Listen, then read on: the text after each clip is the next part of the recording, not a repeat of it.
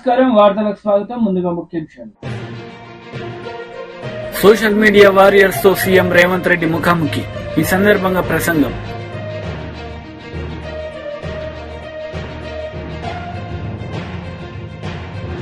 విద్యాశాఖ మంత్రి బొత్స సత్యనారాయణ మీడియా సమావేశం, పలు అంశాలపై వివరణ.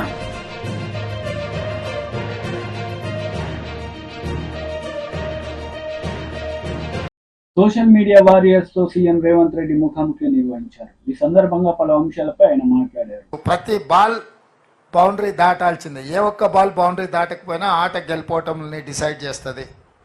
అట్లనే మీడియాలో న్యూస్ పేపర్ ఉండేది. మొదట్లో 24 గంటలకు ఒకసారి పేపర్ వచ్చేది. నెక్స్ట్ డే పొద్దున రోజంతా జరిగిన వాటిని తీసుకొని రాత్రికి ప్రింట్ అయ్యి నెక్స్ట్ డే పొద్దున వచ్చేది. అంటే 24 గంటల తర్వాతనే వార్త మనం చదువుకునేటోళ్ళం. అది ఆలస్యం అవుతుందని ఇట్లాంటి కొంతమంది జర్నలిస్టులు న్యూస్ ఛానల్స్ తీసుకొచ్చారు. న్యూస్ ఛానల్స్ ప్రతి గంటకు ఒకసారి ఆ జరిగిన మొదట్లో న్యూస్ ఛానల్ వచ్చినప్పుడు ఉదయం 7 గంటలకు, మధ్యాహ్నము 1 గంటకు, సాయంత్రం 7 గంటలకు ఉండేది. అంటే రోజుకు 3 సార్లు బులెటిన్ వచ్చేది. ఇది కూడా కష్టం అని చెప్పి 1 అవర్కి వచ్చేసింది. ప్రతి గంట 7 గంటలకు, 8 గంటలకు, 9 గంటలకు, 10 గంటలకు ఇట్లా వార్తలు చూపించే పరిస్థితి వచ్చింది. అయినా వార్తలు ఇంకా వేగంగా ప్రజలకు చేరడానికి ప్రతి నిమిషం కాదు, ప్రతి సెకండు ప్రపంచంలో ఏ మూలలో ఏ సంఘటన జరిగినా వార్తా రూపంలో బయటకు వస్తుంది. అదే social media. On the spot, even 1 second కూడా ల్యాప్స్ లేకుండా ఎక్కడికక్కడ ప్రజలకు తీసుకెళ్తున్న విధానమే ఈరోజు సోషల్ మీడియా. అంటే ఫార్మేట్ మారిపోయింది. క్రికెట్లో ఎట్లయితే ఆట గేమ్ రూల్ మారిపోయిందో, మీడియాలో print media, electronic media, social మీడియాలో ఎట్లయితే ఫార్మేట్ మారిపోయిందో, ఈరోజు ఎట్లయితే 2020లో ప్రతి బాల్ను బౌండరీ దాటిచ్చే విధంగా పనిచేయాలనో, ఇవాళ సోషల్ మీడియాలో కూడా ఆ విధంగా ప్రతివాడు ప్రతి నిమిషం ప్రతి సెకండ్ అలర్ట్గా ఉండాలి. సమాచారాన్ని అందరికీ చేరవేసే విధానం వచ్చింది. దీన్ని మీరు గుర్తించిండ్రు, దీన్ని మీరు ఉపయోగించిండ్రు. దీనివల్ల మీరు ఫలితాన్ని కూడా డిసెంబర్ 3 నాడు అందరూ చూసిండ్రు. నాయకులు చాలామంది అనుకుంటారు మేము చాలా ఉపన్యాసాలు ఇచ్చినాం, చాలా ఊర్లు తిరిగినాం, మేము చాలా కష్టపడ్డాం కాబట్టి ప్రభుత్వం వచ్చింది అని. మీరు ఎన్ని ఉపన్యాసాలు ఇచ్చినా, మీరు ఎన్ని గంటల సేపు మాట్లాడినా, కోట్లాది ప్రజలకు చేరవేసిన మీరే అత్యంత కీలకమైన పాత్ర పోషించారు. నాయకులకు ప్రజలకు అనుసంధానకర్తలుగా మీరు వ్యవహరించారు. అంటే భగవంతుడికి భక్తుడికి అనుసంధానం అంబికా దర్బార్ బత్తి అని. సో నాయకులకు ప్రజలకు అనుసంధానకర్తలుగా సోషల్ మీడియా వారియర్స్ ఉండి ఈ ప్రభుత్వాన్ని తీసుకొచ్చిండ్రు. ఈ ప్రభుత్వాన్ని, ఈ పార్టీని అధికారంలోకి తేవడం అనేది సెమీఫైనల్స్ మాత్రమే. ఫైనల్ గేమ్ ఇప్పుడు ఉన్నది. ఫైనల్స్ ఇప్పుడు ఆడుతున్న మోడీతో ఆడుతున్నది మనం ఫైనల్స్. సెమీఫైనల్స్లో కేసీఆర్ ఓడించినాం, అంటే బంగ్లాదేశ్ ఓడించినాం సెమీఫైనల్స్లో. ఇప్పుడు ఫైనల్స్లో పాకిస్తాన్తో కొట్లాడాలి మనం. తెలంగాణ రాష్ట్రంలో నరేంద్ర మోడీ, అమిత్ షా, జేపీ నడ్డా, చాలామంది వాళ్ళ నాయకులు తెలంగాణ మీద ముప్పేట దాడి చేసి మనల్ని ఓడించాలని, ఎట్లయినా సీట్లు సాధించాలని, సొంత మనుషులనే కాకుండా కిరాయి మనుషులను కూడా పెట్టుకొని తప్పుడు వార్తలను ప్రసారం చేస్తూ ప్రజాస్వామ్యం మీద, మన పెద్దలు, మన పూర్వీకులు, మన ప్రభుత్వం ఇచ్చిన రిజర్వేషన్ల మీద దాడి చేస్తున్నారు. దానికి మతము లేకపోతే ప్రభుత్వ ఏజెన్సీలను వాళ్ళు ఉపయోగించుకుంటున్నారు. ఈ 2 అంశాలను స్పష్టంగా ప్రజలకు చెప్పాల్సిన బాధ్యత మా సోషల్ మీడియా వారియర్స్ మీద ఉన్నది. శ్రీరామనవమి వస్తే అదొక పెద్ద సమస్య కింద చిత్రీకరించడానికి బీజేపీ ప్రయత్నం చేస్తుంది. మనందరం మన ఇళ్లల్లో మన తండ్రులు తాతలు ముత్తాతలు శ్రీరామనవమి హనుమాన్ జయంతి చేసుకోకుండానే పోషమ్మకు మైసమ్మకు ఎల్లమ్మకు కోడి గొయ్యకుట్ట కళ్ళు గొయ్యకుట్టనే మనం ఇంత దూరం వచ్చినామా? తాతకు దగ్గు నేర్పినట్టు ఇప్పుడు కొత్త కొత్త వాళ్ళు తయారైన బతుకమ్మ బోనాలకు ఉండెత్తేదేమో కవితమ్మ నేర్పినట్టు శ్రీరామనవమి హనుమాన్ జయంతి బండి సంజయో లేకపోతే ధర్మపురి అరవిందో గుండో అరగుండో మనకు నేర్పినట్టుగా ఈరోజు వ్యవహరిస్తున్నారు. ఇట్లాంటి విషయాలను సమయస్ఫూర్తితోని తిప్పికొట్టాలి. ఒకే ఒక్క మాట 2-3 రోజుల నుంచి నేను చెప్తున్నా, దేవుడు గుడిలో ఉండాలి. Minister Kakani Govardhan press meet నిర్వహించారు. ఈ సందర్భంగా టీడీపీ నేతలపై ఆయన మండిపడ్డారు. డిస్ట్రిక్ట్ ఎలక్షన్ ఆఫీసర్ యాక్షన్ తీసుకోలేదు, అందుకని సీఈఓకి చీఫ్ కమిషనర్కి ఇద్దరికి పెట్టాను నేను. కాబట్టి హుందాగా ఎన్నికలు చేసేది అలవాటు చేసుకో. ఎన్నికల సమయంలో ఉద్రిక్తతలు రేగొట్టడం, ఏదో ఒకటి తీసుకొచ్చి ఎవరినో ఒకరిని మాట్లాడడం, వాడు రేపు ఏదన్నా మాట్లాడితే దాని ద్వారా నా మీద దాడి జరిగింది లేకపోతే నా మీద అన్యాయం జరిగింది నన్ను మాట్లాడారని చెప్పి దాన్ని పెద్ద పోతత్వంలో చూపించుకొని నువ్వు దానివల్ల బతకాలనుకోవడం రాజకీయంగా చనిపోయినటువంటి వాడి. కాబట్టి ఈరోజు ఎన్నికలు వస్తే హుందాగా చేయి, హుందాగా వ్యవహరించు. ఇవన్నీ మర్చిపోయి గోవర్ధన్ రెడ్డిని ముద్దాయి చేయాలి. ఎవడు చేస్తాడు ముద్దాయి? కాబట్టి ప్రభుత్వం వ్యవస్థ ఉంది, వ్యవస్థ విచారణ చేస్తుంది, దాంట్లో ఎక్కడా జోక్యం చేసుకోం. జిల్లా కలెక్టర్ని చెప్పానండి, ఏదన్నా ఒక్క ఫేవర్ ఎలక్షన్ కోడ్ వచ్చిన తర్వాత ఇదిగో నాకు ఈ ఫేవర్ చేయమని. ఎందుకంటే ఇవి నేను మాట్లాడే మాటలు మీడియాతో మాట్లాడాడు ఆన్ రికార్డు ఉండేటువంటివి. రేపు ఏదన్నా వస్తే జిల్లా కలెక్టర్ అనుకోవచ్చు, ఏందబ్బా ఇంత అబద్ధాలు చెప్తాడా గోవర్ధన్ రెడ్డి సోమిరెడ్డి లాగానే. నువ్వు ఇన్నిసార్లు ఫోన్ చేసి కంప్లైంట్ చేసి ఉంటావు.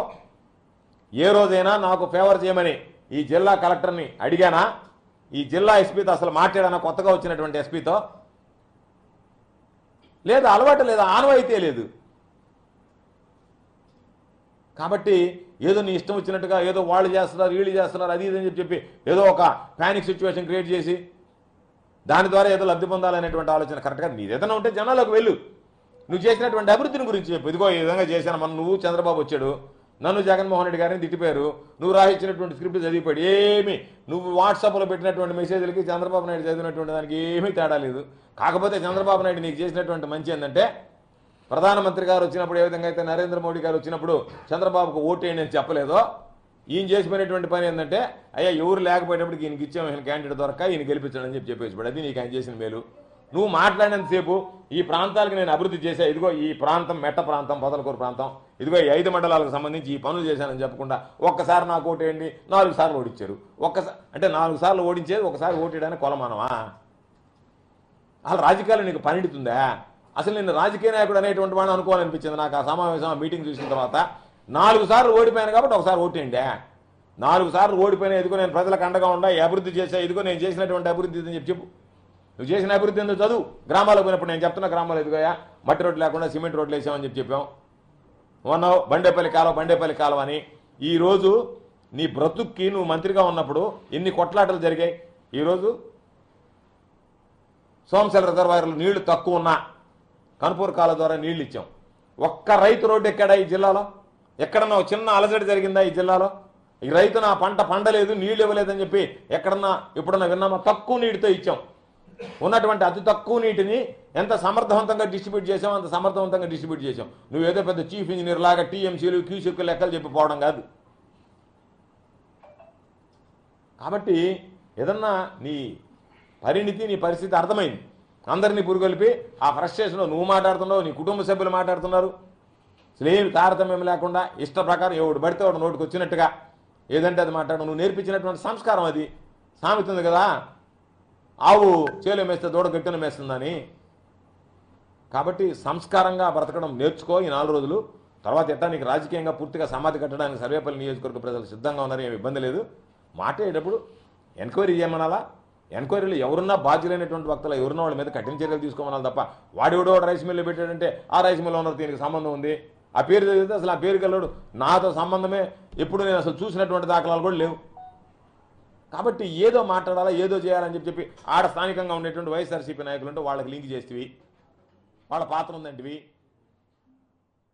కాబట్టి ఇవన్నీ. విద్యాశాఖ మంత్రి బొత్స సత్యనారాయణ మీడియా సమావేశం నిర్వహించారు. ఈ సందర్భంగా పలు అంశాలపై ఆయన మాట్లాడారు. అన్ని కూడా వాస్తవాలు అబద్ధాలు కాదు, డాక్యుమెంట్ ఎవిడెన్స్ తో చెప్తున్నారు. 19లో మా ప్రభుత్వం వచ్చిన తర్వాత మళ్ళీ దాని మీద ఎవరైతే అక్కడ కొంతమంది హక్కుదారులు, మేము హక్కు మాకుంది, మాకు ఇక్కడ డిఫామ్ పట్టాలు ఇచ్చారు, లేదా ఇంకో పట్టాలు ఆక్యుపేషన్ ఉందని ఎవరైతే చెప్పుకొస్తున్నారో వాళ్ళందరినీ వికెట్ చేయించి రైల్వే వాళ్ళు జీవీఎంసీ వాళ్ళు కలిపి జాయింట్ ఇన్స్పెక్షన్ చేసి కూడా చేసి వాళ్ళకి వచ్చి ల్యాండ్ అప్ చెప్పాం ఈ సంవత్సరంలో. ఇది వాస్తవం కాదా? అధికారులు కూడా మాదొక రైల్వే అధికారులు ఒక 5 అధికారులు, మా జీఎంసీ ఒక 5 అధికారులు, రైల్వే సైడ్ వచ్చి 5, జీఎంసీ 2 పేరుతో సహా. ఇంకో దానికి ఇచ్చిన జీఎంసీ కమిషనరు ఇక్కడ డిఆర్ఎంకి వచ్చి హ్యాండ్ ఓవర్ చేసుకుని ఇచ్చిన లెటరు. ఇవన్నీ మీకు షేర్ చేస్తాను, మీరు చూసుకోండి. ఎందుకు ఇంత పచ్చి అబద్ధాలు? ఆడలేక మా మధ్యలో వచ్చి బాగా వాయించదు, బ్రహ్మాండంగా ఆడేదని నేను చెప్పడానికి. ఆ రోజు రైల్వే మంత్రి కదా, మీ కూటమిలోనే కదా 14లో వచ్చారు. సేమ్ కూటమి 14లో కూడా కూటమే కదా. మరి అప్పుడు నీ కూటమిలో ఉన్న ముఖ్యమంత్రి కదా చంద్రబాబు నాయుడు. ఎందుకు నువ్వు రైల్వే మంత్రిగా చేరైపోవు? ఎందుకు మళ్ళీ వచ్చి ఈరోజు వచ్చి పెద్ద కబుర్లు పెద్ద మాటలు దేనికోసం? నిజంగా నీకు రాష్ట్రం మీద అభిమానం ఉంటే, మీకు ఈ ప్రజల పట్ల మక్కువ ఉంటే, ఈ ప్రాంతం అభివృద్ధి పట్ల మీకు ఏమైనా ఏసమంతేనా?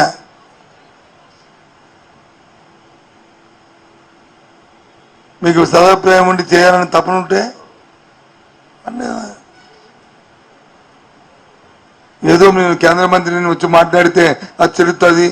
నాకున్న డప్పా కొట్టిన ఆ 2 పత్రికలు, ఈనాడు, ఆంధ్రజ్యోతి, లేకపోతే T5 లేకపోతే ఏబిఎన్, ఈనాడు వేస్తారనుకుని నీకు డప్పాలు ఎందుకు చెప్పు?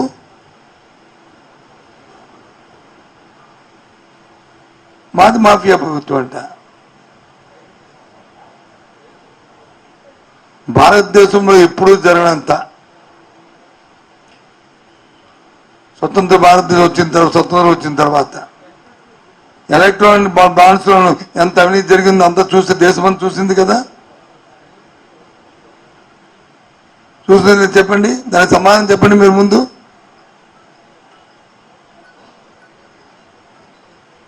వేల కోట్ల రూపాయల్ని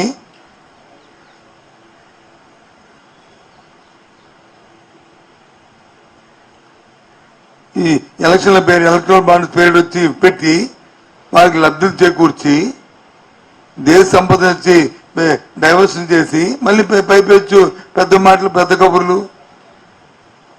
భారతదేశ ప్రజలందరూ కూడా మీది అమాయకులు అనుకుంటున్నారా మీ ఉద్దేశంలో? మాట్లాడట్లేదు కాబట్టి ఎవరూ ఎందుకులే అని చెప్పి ఊరుకుంటున్నారంటే మీరు ఎక్కువగా మాట్లాడింది సమంజసమేనా?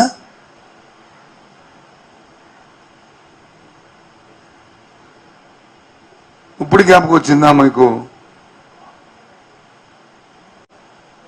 దయచేసి ఆ మాటలను తీవ్రంగా ఖండిస్తున్నాం. ఒకసారి మనమేటో చూసుకుని అప్పుడు ఎదుటి వరకు మాట్లాడాలా.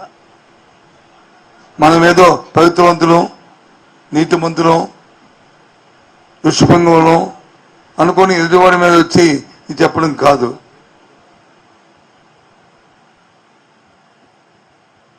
సాక్షాత్తు ఇదిగో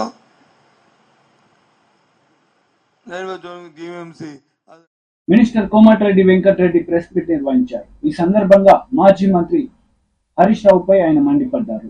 ఈ మోసాలు ఏమైనా కాంగ్రెస్ పార్టీ అంటే ఏముంది? 2005లో మన్మోహన్ సింగ్ గారు, యూపీఏ చైర్పర్సన్ సోనియా గాంధీ గారు వచ్చి ఒక ప్లాన్ చేసి ఆ రోజు రుణమాఫీ చేసిండు. అది రుణమాఫీ అంటే ఆ కాలంలో 20 ఏళ్ల కింద 70,000 కోట్ల రుణమాఫీ అంటే ఇవాళ 70 లక్షల కోట్ల కంటే ఎక్కువ. అప్పుడు నేను అధికార పార్టీ రెండోసారి ఎమ్మెల్యేగా ఉన్నా. ఒక్కొక్క ఏకొండల 1,00,000, 2 లక్షలు, 3 లక్షలు, 5 లక్షలు ఉన్నాయి. అన్నీ కూడా మాఫీ అయిపోయినాయి. సరే, కొందరు ఆర్థికంగా మంచుకున్న రైతులు లోన్ తీసుకున్నది రీపే చేస్తే రాజశేఖర రెడ్డి గారి వాళ్ళందరూ కూడా ఒక బెనిఫిట్ లాగా ఒక ఇన్సెంటివ్ లాగా కట్టిన వాళ్ళకు కూడా 5,000 రూపాయలు అకౌంట్లో వేసినాం, 1,500 కోట్లు. ప్లస్ కరీంనగర్లో ఆ రోజు తెలంగాణ ఇస్తా అని చెప్పిన సోనియా గాంధీ ఆంధ్ర నాయకులు మొత్తం ఒకటైన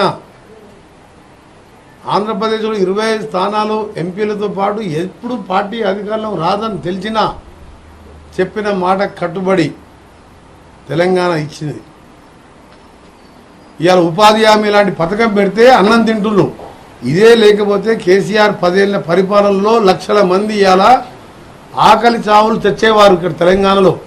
సోనియా గాంధీ, మన్మోహన్ సింగ్ ఉపాధి హామీ యూపీఏ ప్రభుత్వం పెట్టకపోతే నేను చెప్తున్న 5 సార్లు ఎమ్మెల్యేగా ఎంపీగా ఉన్న వ్యక్తిని ఇలా సగం మంది దళితులు, పేదవాళ్ళు, భూములు లేని వాళ్ళు, దళితులకు భూములు ఉండవు. ఈయన 3 ఎకరాలు ఇస్తాను మోసం చేసిండు. ముఖ్యమంత్రి ఎట్లా దళితులను ఒకసారి 2 సార్లు మోసం చేసిండు. భూములు ఉండవు, చాకలి వాళ్ళకు, మంగళి వాళ్ళకు, పద్మశాలి భూములు ఉండక లేక కులవృత్తులు లేని వాళ్ళు కూలీ మీద ఆధారపడతారు. ఇవాళ వచ్చిన మోడర్నైజేషన్ ఎక్విప్మెంట్ ఇవాళ వరి కోతలు కూడా మిషన్లు వచ్చినాయి. సో వీళ్ళందరూ కూడా ఎట్లా బతకాలి? కూలీనాలు చేసుకుంటే బతకవాలి.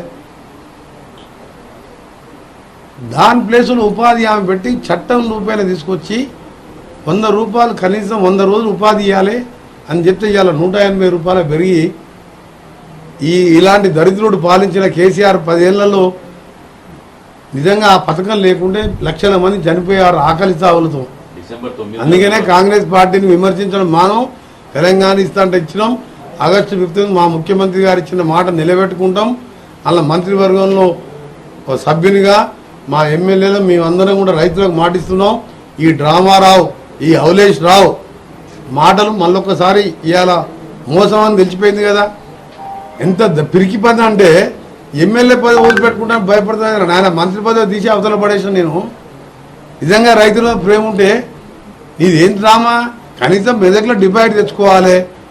రైతుల కోసం నేనేదో మునగాన్ని ముఖ్యమంత్రి గారితో ఛాలెంజ్ చేస్తున్నా చెప్పుకుంటానుక. నీ మెదక్లో డిపాజిట్ తెచ్చుకో దమ్ముంటే. మెదక్ సీటు కూడా ఓడిపోతుంది. 13, 14 కాంగ్రెస్కి వస్తున్నాం. ఇక ఆయన కట్టబెట్టుకొని బయలుదేరిండి. ఆయన అధికారంలో ఉన్నప్పుడే ఫామ్ హౌస్లోకి వెళ్ళి బయటికి రాలే. 4 నెలల్లో ఎన్నిసార్లు సెక్రటరియట్కి వచ్చిందంటే నా 10 ఏళ్ళల్లో 4 నెలల మా ముఖ్యమంత్రి గారు వచ్చిన దాంట్లో 10% సార్లు కూడా రాలే. మొత్తం 10 సార్లు రాలే. మా ముఖ్యమంత్రి గారు హైదరాబాద్లో ఉంటే 3 నెలల్లో 60 రోజులు 60 సార్లు వచ్చింది సెక్రటరియట్కు. అందరిని కలిసేవారు. అపాయింట్మెంట్ లేదు, సెక్యూరిటీ లేదు, ఎవరిని చెక్ చేసేయలేదు. ఈయన దగ్గర హోమ్ మినిస్టర్ మహమ్మద్ అలీ పోతే ఒక హోంగార్డ్ గార్డ్ కట్ట తీసుకొని రెండో పడితే 120 కిలోమీటర్ల జిల్లా రివర్స్ తీసుకొని వెళ్ళిపోయాడు. హోమ్ మినిస్టర్నే బయటికి వెళ్ళి నీదో నీ అంత పాలన. నీ జోకర్ ఎమ్మెల్యేలు ఇవాళ పెద్ద జోకర్ అయ్యిండు. హరీష్ రావు మళ్ళీ ప్రజలను మోసం చేస్తుండు. ఆ రోజు అగ్గిపేట దొరకలేదని మోసం చేసి మా పిల్లల్ని చంపిండు. ఇవాళ రైతుల మీద ప్రేమ ఉన్నట్టు ఒలకబోస్తున్నాడు. ఈ డ్రామారావు గురించి జర ఎక్కువ చేయండి. ఆ రాజీనామా పత్రం మీ టీవీ ఛానల్లో కూడా వేయండి. మీరు speaker assembly MP Bandi Sanjay ఎన్నికల ప్రచారంలో పాల్గొన్నారు. ఈ సందర్భంగా కాంగ్రెస్, బీఆర్ఎస్ లపై ఆయన మండిపడ్డారు. స్కాలర్షిప్ల కోసం నువ్వు తెలంగాణ రాష్ట్రంలో ఇయ్యి అని చెప్తే కేసీఆర్ ఇయ్యలే. అప్పుడు నరేంద్ర మోడీ గారు ఏం చేశారంటే 60% నేను ఇస్తా, 60% నేను ఇస్తా, ఇంకా 40% నువ్వు దళితులకి ఇయ్యి అని చెప్పాడు. ఇయ్యి అంటే కేసీఆర్ ఎవరు తెలుసా?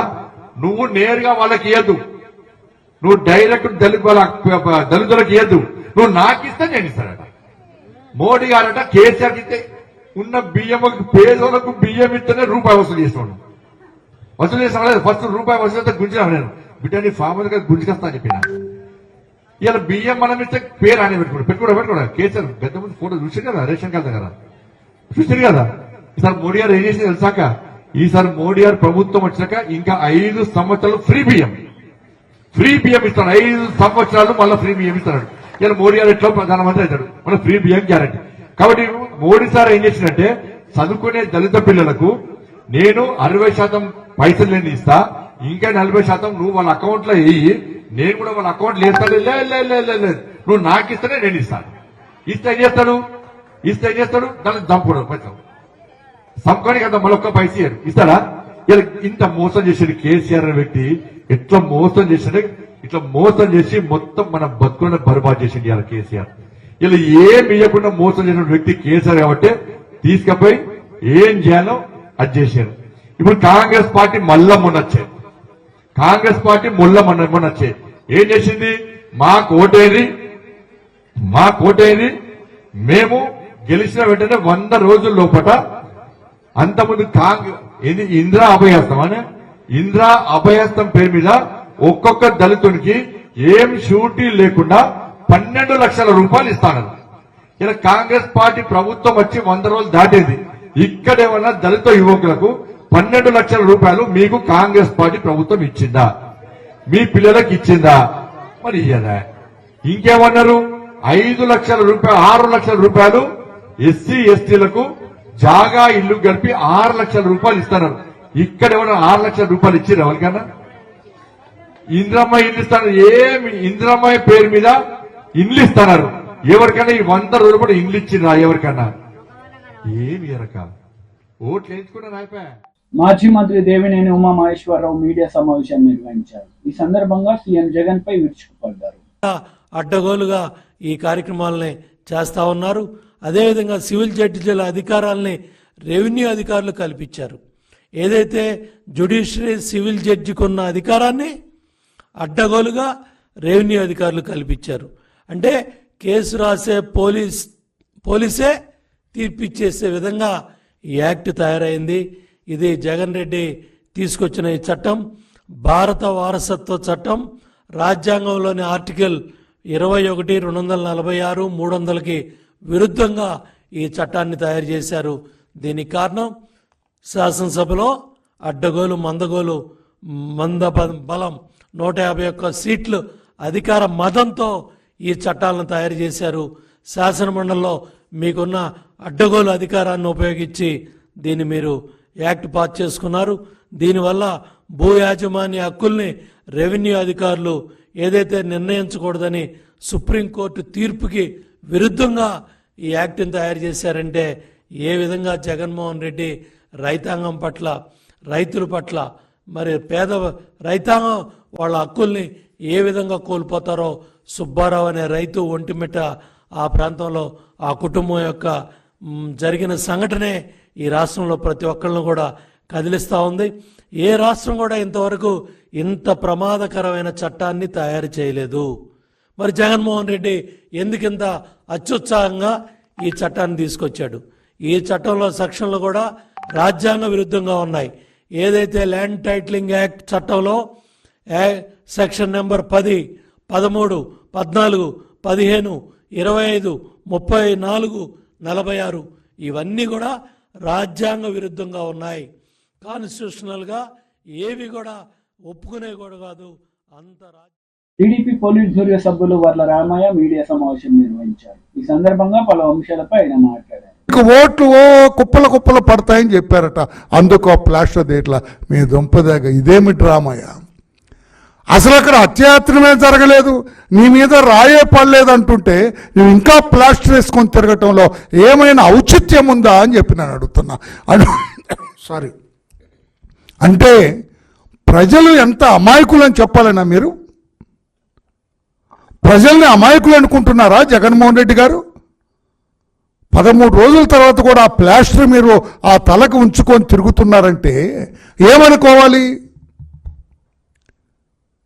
అందుకే అన్నాను, అతను పెద్ద డ్రామా యాక్టర్. చిన్నప్పుడు ఆయన ఏమైనా నాటకాలు వేశారో నాకైతే తెలియదు, కానీ ఇప్పుడు మాత్రం ముఖ్యమంత్రి అయిన తర్వాత ఇది మాత్రం పెద్ద డ్రామా. ఆ ప్లాస్టరు బాగా రోజు రోజుకి పెరుగుతుంది, ఇంకా తగ్గాలి రోజు రోజుకి.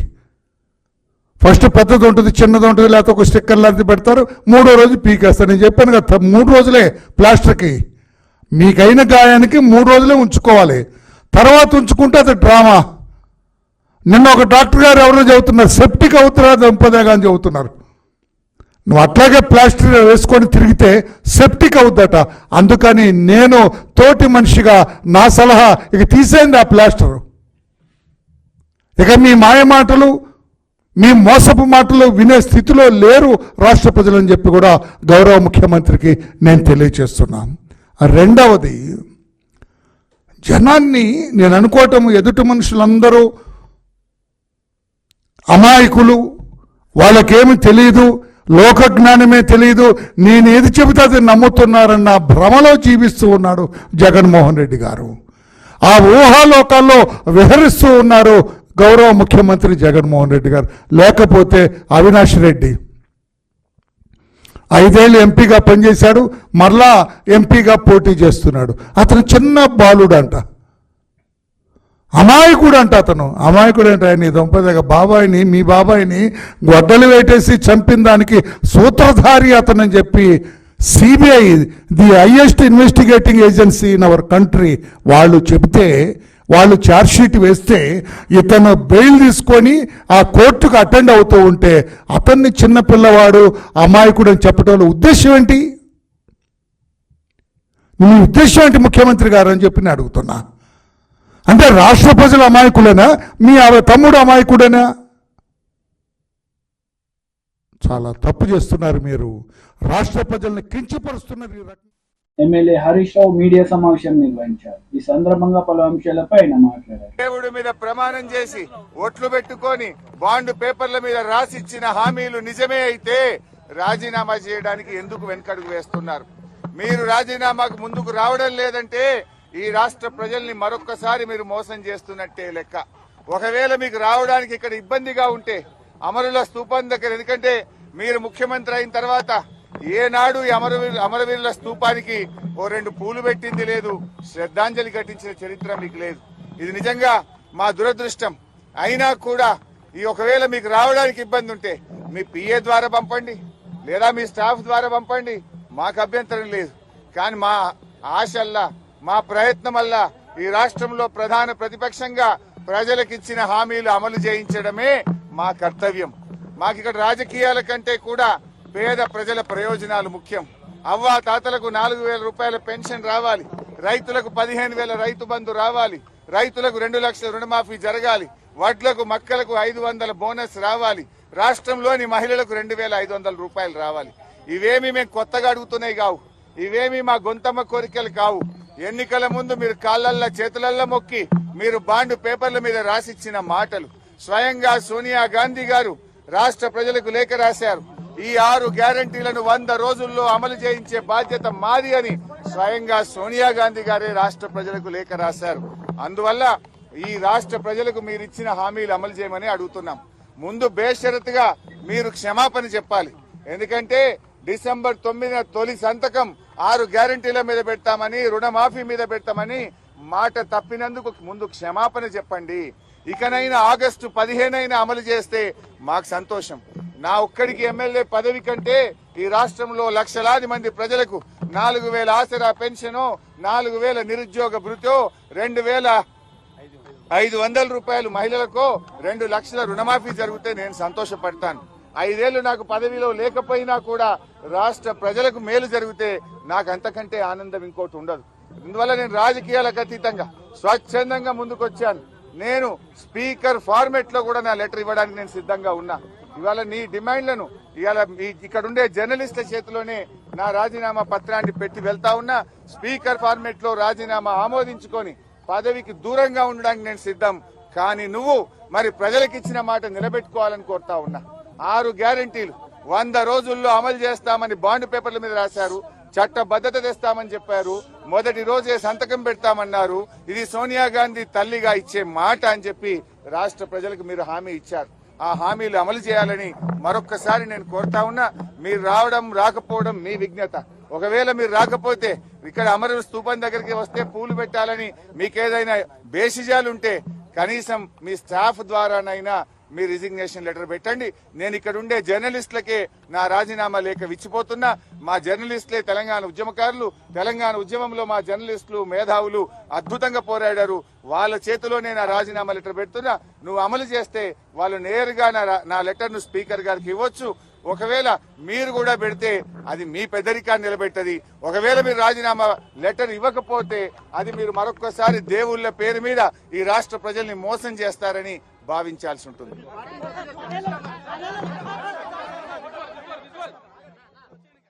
వార్తలు ముగించే ముందు ముఖ్యాంశాలు మరోసారి. సోషల్ మీడియా వారియర్స్ తో సీఎం రేవంత్ రెడ్డి ముఖాముఖి. ఈ సందర్భంగా ప్రసంగం.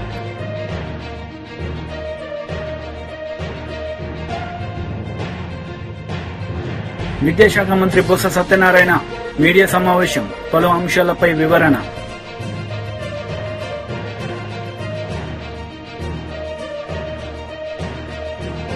ఈ వార్తలు ఇంతటితో సమాప్తం. తిరిగి ప్రసారమయ్యే వార్తలు మళ్ళీ కలుద్దాం. అంతవరకు సెలవు. నమస్తే.